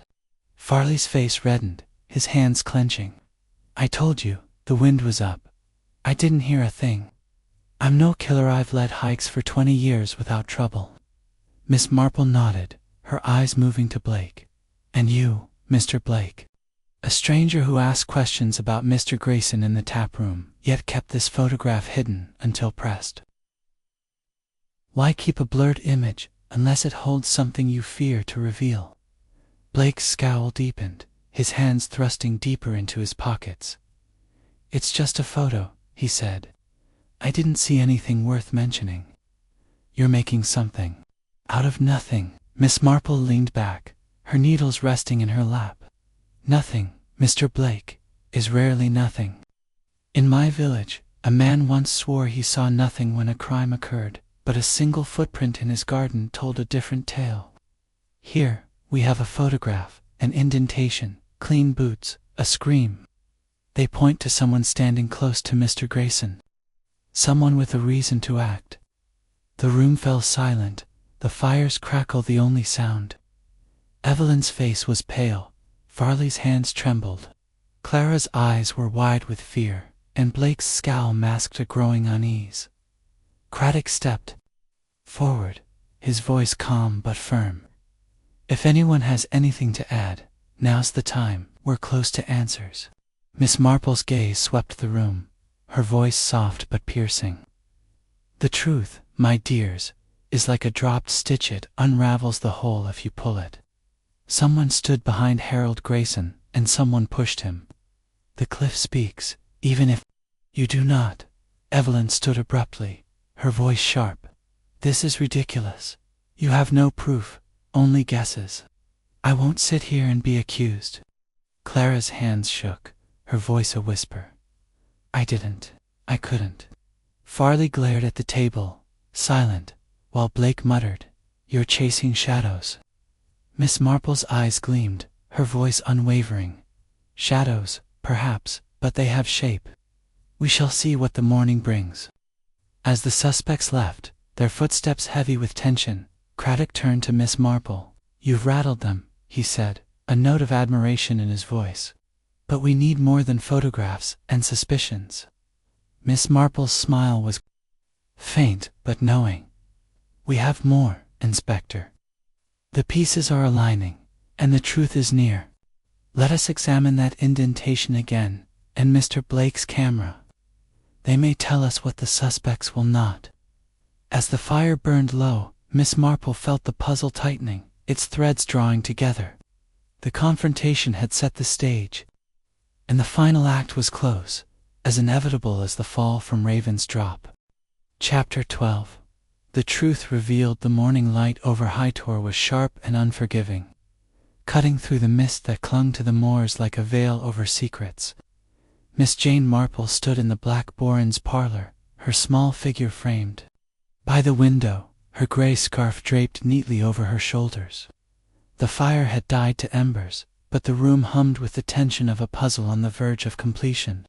The confrontation the previous evening had left the suspects shaken, their carefully woven stories fraying under her gentle but relentless scrutiny. The blurred photograph, the indentation at Raven's drop, Evelyn's pristine boots, trembling tears, Farley's hesitation, and Blake's guarded lens all were threads in a tapestry that now demanded its final stitch. Miss Marple's mind, honed by years of unraveling St. Mary Mead's intrigues, was poised to draw them together.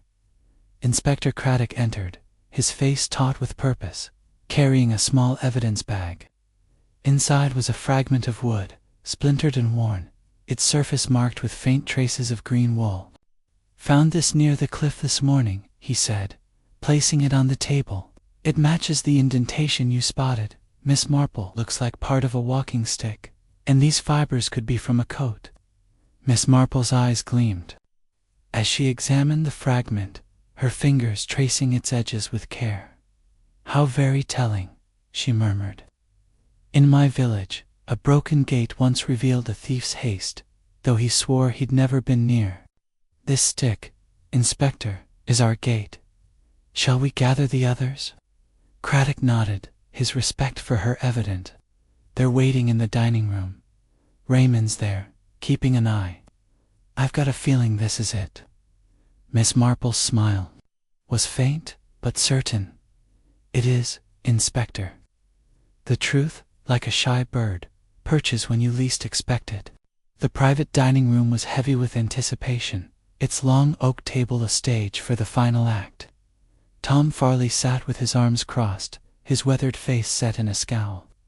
Evelyn Marsh, her tailored coat buttoned tightly, held herself with rigid composure, though her green eyes betrayed a flicker of unease. Clara Grayson clutched her tattered handkerchief, her shawl slipping as her hands trembled. Martin Blake, his broad frame tense, kept his eyes on the floor, his camera bag at his feet. Raymond stood by the door, his notebook tucked away, his gaze fixed on his aunt with quiet awe. Craddock placed the evidence bag on the table, the splintered wood and green fibers stark against the polished surface. "We found this at Raven's drop," he said, his voice steady. "It's part of a walking stick, and these fibers match a coat we've seen. Miss Marple, would you care to explain?" Miss Marple stepped forward, her small figure commanding the room with a quiet authority. "Thank you, Inspector," she said, her voice as gentle as a summer breeze but laced with steel. "Harold Grayson's death was no accident. The cliff tells us so. No skid marks, no signs of a struggle, only an indentation where someone paused, steadying themselves with a stick before an act. This fragment, with its green wool, points to the truth." Her gaze turned to Evelyn, her eyes gentle but unrelenting. "Miss Marsh, you claimed to stop and tie your bootlace, yet your boots were spotless, untouched by the moorland dust. Your story placed you behind Mr. Grayson, close to the edge. This walking stick yours, I believe, was used to steady yourself as you pushed him, ensuring your control of Grayson and Marsh imports." Evelyn's face drained of color, her hands gripping the table. "That's preposterous," she snapped, her voice sharp but trembling. "You have no proof, only a piece of wood and some wool." Miss Marple's needles appeared, their soft click a steady rhythm as she continued. "Proof, Miss Marsh, lies in the details. Your coat, green wool, matches these fibers. The photograph from Mr. Blake's camera shows a figure too close to Harold, contradicting your account. And the taproom argument, Mrs. Tuttle saw you leave by the back door after a heated exchange with Harold, who was resisting your plans for the Egyptian deal. Clara gasped, her handkerchief falling to the floor. Evelyn, you didn't. You couldn't. Farley's scowl deepened, his hands clenching. I told you, I was at the back. I didn't see nothing. Blake shifted, his voice low. That photo doesn't prove anything. It's too blurry. Miss Marple's gaze swept the room, her voice unwavering. The photograph, Mr. Blake, proves someone lied. Your reluctance to share it suggests you feared what it might reveal. Miss Grayson, your grief is real, but your silence about Harold's plans to sell the business hints at a fear of losing his support. Mr. Farley, your debts made you vulnerable, but your hesitation speaks of guilt for what you didn't prevent. Evelyn stood, her face a mask of fury. This is nonsense. I built that business with Harold. I didn't need him dead to succeed. Miss Marple's needles paused, her eyes locking onto Evelyn's. But you did, Miss Marsh. Harold was going to sell his share, jeopard as he was to Clara, leaving you with a partner who might not share your vision. You argued in the taproom, and when he stood by the cliff, you saw your chance. The stick steadied you, the push was swift, and the wind covered your crime. Craddock stepped forward, holding up the evidence bag. Miss Marsh, the fibers match your coat exactly. We found the rest of the stick in your room this morning, hidden in your luggage.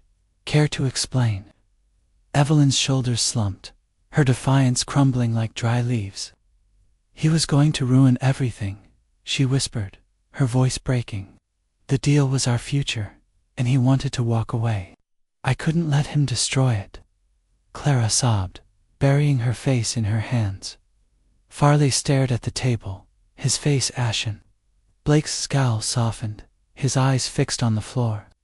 Craddock signaled to a constable at the door, who stepped forward to escort Evelyn from the room. Her steps were heavy, her head bowed, the weight of her confession dragging her down. As the room emptied, Raymond turned to his aunt, his voice hushed. Aunt Jane, you saw it all, the stick, the photograph, the coat. How did you know? Miss Marple's eyes twinkled, though her expression was grave. Human nature, my dear Raymond. It's the same in St. Mary Mead as on a Dartmoor cliff. People hide their truths, but the clues boots fibers. A blurred image speak when they will not. Craddock shook his head, a wry smile on his lips. You've a gift, Miss Marple. We'd have called it an accident without you. Miss Marple folded her knitting, her hands steady. Gifts are merely observation, Inspector. The cliff told its story, and I listened. Now, shall we have some tea? The moors are chilly, even in victory. As they left the dining room, the wind howled outside, carrying the secrets of ravens. Drop into the vast, unyielding moors. The truth had been revealed, and Miss Marple, with her quiet wisdom, had woven the final stitch in a tapestry of betrayal.